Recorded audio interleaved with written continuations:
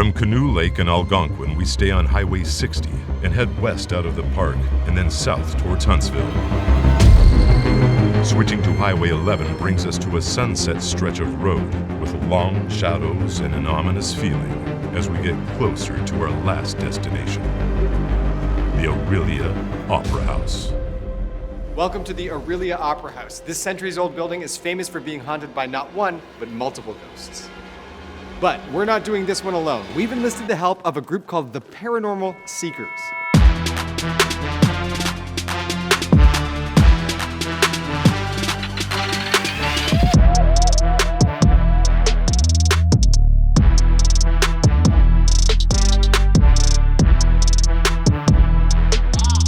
Ladies, welcome to the Orillia Opera House. Thank you.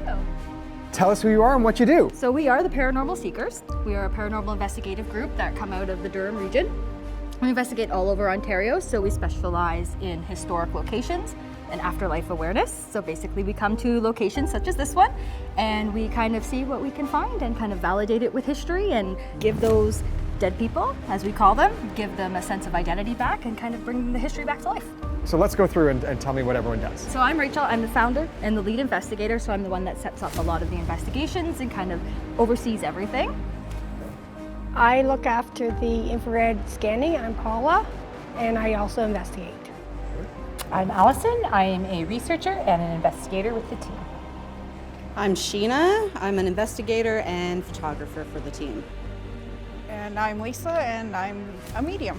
Perfect. And we're also joined by Max. Max, you're a technician here at the Orillia Opera House, correct? Correct. And you've been here for over 10 years? That is correct. Great. So you're going to take us on a quick tour and show them every nook and cranny in the building. Yes, sir. Ready to go? Let's go. Okay, let's do this.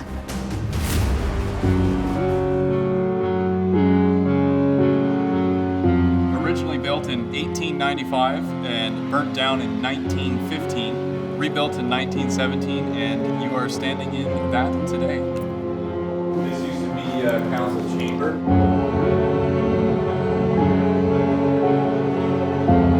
There used to be like a 10,000 pound vault door, like right in there. The town treasury kept their money in here. This room was the main headquarters for the Orillia Police Station when the theater was originally built. During the Prohibition days, this was a central spot for liquor, prostitutes, gambling. It's blocked off now, but in the early days right here was a tunnel that goes across the street and to what's a cafe now, but at the time it was a butcher shop, and they used to run booze under the street, and the politicians and the police and prostitutes would all gamble. Old tax records, some of them are considerably old, back to the 1900s, 1890.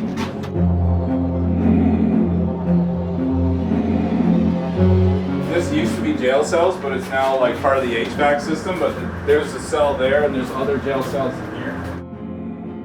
This is what road cases used to look like. Really? That's an old road, it's a wardrobe case. It's amazing. Yeah, and this is from the Temple of Ramses in Toronto.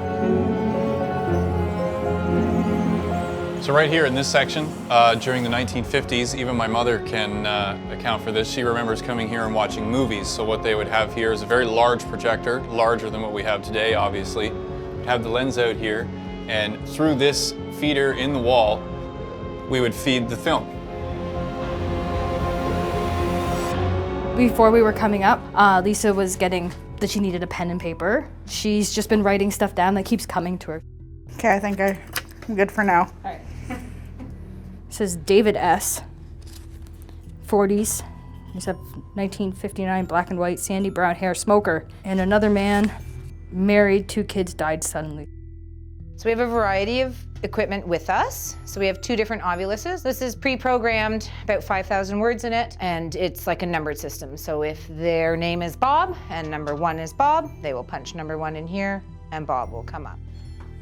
So this is the REM pod. And the closer they get, the more lights. And then the spirit boxes are the ones that loop through the radio stations at a high frequency. And then we have a K2 meter as well that just measures the electromagnetic frequency, which is what ghosts and spirits are said to give off. Pretty much it just measures energy. If someone has joined us, can you press the REM pod? Thank you. says hold. Fate. Fate. Drop. Smell. Slain. Thank you. Thank Thank you. So one thing that's very important to our team is always coming in with nothing but respect. You will hear us ask questions with please. We will thank them when they respond to us. Can you tell us your first name? That was a very low voice. Can you tell us how many ghosts or spirits are here?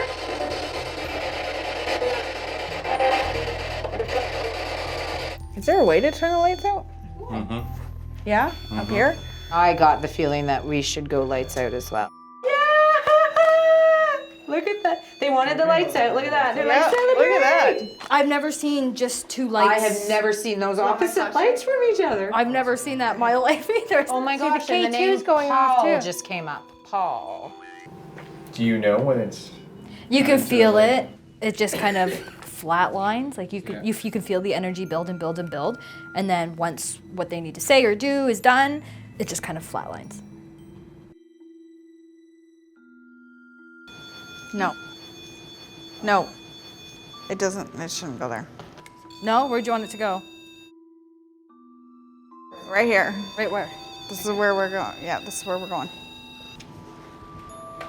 Seriously? It just said 9 loving paranormal. There's no lights or anything under these stairs, right? No. There's 2 spirits here right now. The first one has a J name. He fell down the stairs. He hurt his head and broke his neck, and that's how he died. The second one, this one's hard for me because I feel his pain. He was hung here, which I'm not even sure if they did that, but he's telling me he was hung here. Near the basement, petty crime.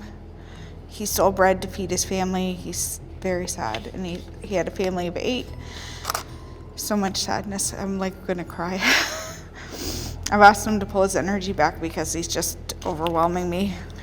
His family was torn apart, and he says I didn't need to die. Ooh. And he's like throwing his hands up in the air. It was only a loaf of bread. It was only a loaf of bread. I had to feed my family. Well, there were jails here. There were people that were jailed downstairs and then taken to Barrie for hanging. There you go. I never usually get this emotional. No, I've but I never just- seen you. It's so sad. Like he just wanted to feed his family.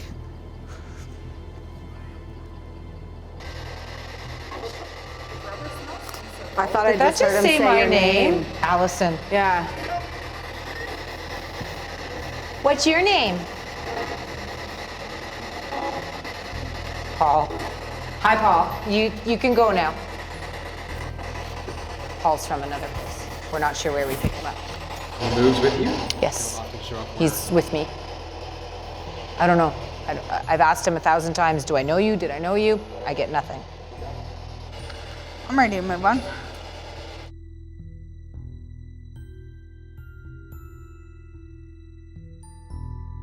I need to get to that wall. I see gambling. Gambling. Like there's a round table. There's probably about 5 or 6 of them. There was gambling down here for sure. Okay, Max, was there illegal gambling down here? Oh yeah. Yeah, Big okay. time. Because I see a table with about 5 or 6 guys around it. They're Yeah, all they- smoking. yeah. It looks like poker almost. Oh yeah, they gambled. Yeah. Big time. Okay, Yeah. down here. I don't know exactly where the partying took place. Yeah. It's just known that it was taking place under here because it was sort of the connection for the underground bootlegging and gambling and prostitution. Well, thank you guys so much for walking us through this and being here to help us understand what's happening here. Really appreciate it. Before we let you go, first, where can people go to get a hold of you? So they can find us on Facebook by just typing in the Paranormal Seekers, or they could go on to the wonderful web and type www.theparanormalseekers.ca. Okay, and the last question, we're staying here tonight, and I just wanted to know from you guys, where would you recommend we stay to have a better chance of perhaps a paranormal encounter? Definitely up in the sound booth and the light booth, for sure. The basement. Yeah. Basement. Well, thank you guys so much. We will let you know what we find. Awesome. Thank you. Good luck. Okay, so as per the recommendation, we've set up shop here in the spot booth. We're gonna spend the night here. They left us a EMF reader, and that's supposed to tell us if there's any spirits or ghosts in the area. Let's see what happens.